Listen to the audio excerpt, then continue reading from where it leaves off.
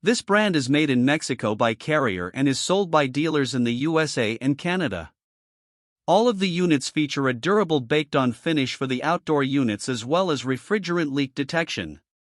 They are backed by a very good guarantee when promptly registered. The entry-tier 38 MHRCQ models are heat pumps with a 21.5 SEER efficiency, while the 38 MHRCC units are for cooling only. They are available in either 115-volt or 208/230-volt systems and are used with the high-wall indoor units. The indoor units have 4 fan speeds and a coated coil to resist corrosion.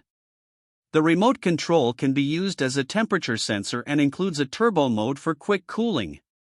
The mid-tier 38 MARB units are 28.1 SEER premium heat pumps that can serve one zone, while the 38 MGRB models can serve up to 5 indoor units from a single outdoor unit. They can be used with either high-wall or ceiling cassette indoor units.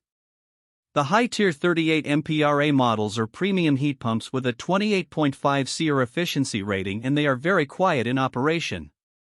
The indoor units have a built-in occupancy sensor for energy savings as well as built-in Wi-Fi, so they can be controlled by a smartphone.